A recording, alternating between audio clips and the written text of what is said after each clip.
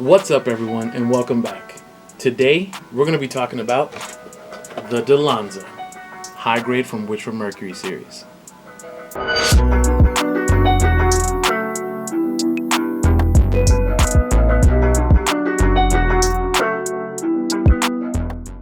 Alright, here we have the Dilanza. Now, right off the bat, we can already see that this kit is thick. Check out those tree trunk legs. The Dilanza is a thick kit, bulky pieces, and honestly, it was relatively easy to put together. What I appreciate the most is that I didn't have to suffer from carpal tunnel. I really like the purple aesthetic here.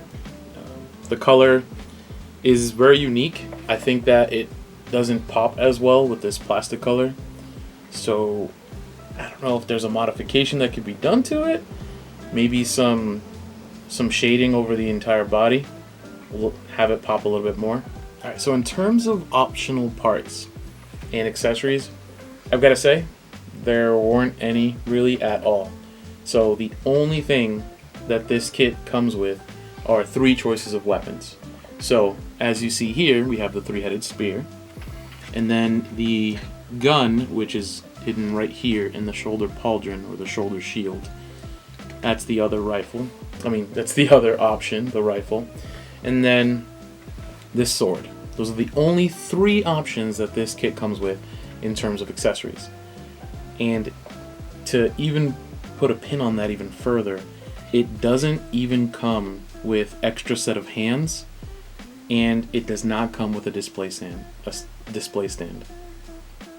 A little bit disappointing, but then again, like, how much would you really need an extra set of hands to show some dynamic articulation? So, pretty poor on that department.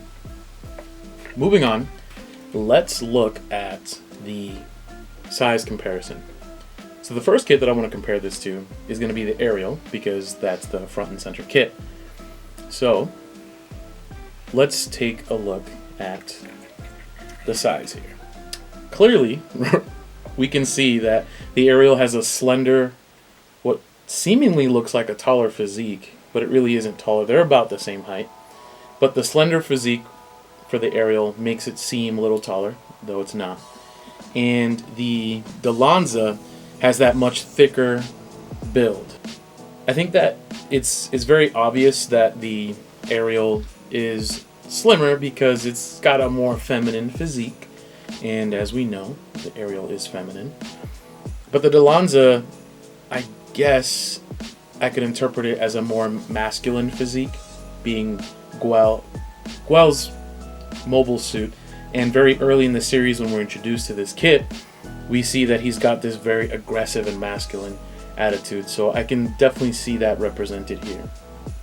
Now let's compare it to another kit that has a very similar build to it. So here we have the Garibaldi. This kit, somewhat similar to this. What the Dilanza has in those tree trunk legs, the Garibaldi has in more of like a medium build. So I would even say that this Garibaldi has more of a, medium-sized structure, whereas the Dilanza has a lot more meat in its legs. Very similar body types, but very distinct sizes in comparison. Alright, let's move on. Alright, for this demonstration, I'm going to remove this weapon. Place that here. I want to go into the articulation, the movement capabilities of this mobile suit. Because it being chunky, it was very deceptive to me. I thought that I wasn't going to be able to move the kit in a way that I would be able to pose it and give it some of that nice dynamic articulation. But to my surprise, it does a pretty good job. It is double jointed here at the shoulder / armpit socket here, which does help a lot in its bulkiness, because it means that you can kind of get away from the chunkiness of the legs when you're holding the weapon, as you saw earlier. But what I think is also cool is that, albeit you cannot, let's see if I can demonstrate it here. Yeah, albeit that you cannot probably rotate this entire arm here because of this thick pauldron or shoulder piece here, but you can see that there is flexibility here in being able to move this arm around quite flexibly. So there is that capability. The shoulder here can go almost all the way up. And again, something that I really like about these kits is that they've taken into consideration anything that can hit the bicep from the forearm and limit your movement. I had that problem with the real grade Exia, and I did not like that. So that is a pretty big point for me.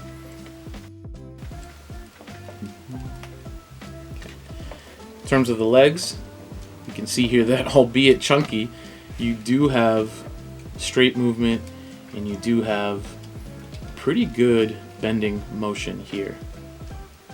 The feet themselves, I'll try to give you this shot, it's a little hard, but the feet themselves do move a little bit, not all the way, you know, kind of just a heel movement, if you will. The leg can move completely straight out, which is nice, and you can rotate it, although the chunkiness of the kit does stop you from rotating it smoothly, but you can rotate it all the way across if you're careful. And back we go. That's right. The waist area, the waist is kind of interesting. It's got this circular feel to it, where if you get a somewhat nice look at it, it's almost as if there's like a pendulum feel to it when you're posing it. So it's really like on a joint, or maybe a double joint, and so you can get a pretty good movement sideways, you know, as you can see here. Pretty nice movement, and then forward you've got pretty nice movement as well. So again, not anything crazy impressive except for that double joint, but it is a really deceptive kit. I really thought the bulkiness was going to stop it from doing much, but it's not so bad. Alright, moving on to the final verdict. I think this is a cool kit. I think it's okay.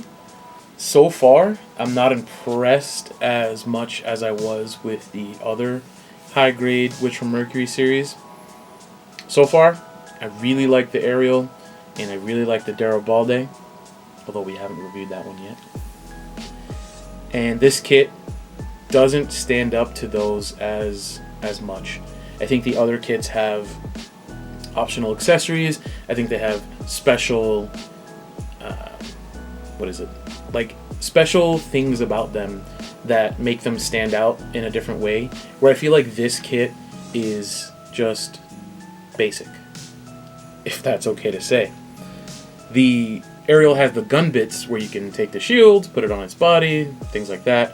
The Garibaldi, as we get into it, has detachable pieces, and that gives it another sense of dynamic interaction with the articulation, and just another sense of this is cool. This kit, it's got that nice like samurai vibe to it, and you've got the cool spear. I like the chunkiness of the build, but there's nothing else to it. So my verdict for this is that so far it's the least impressive of the Witch from Mercury series. That's going to be it for the Dilanza today. Thank you for checking this out with me. Please let me know what you think in the comment section below. If you've built it, if you haven't, I'd love to hear what you have to say. Please like, share, and subscribe, and I'll catch you in the next video.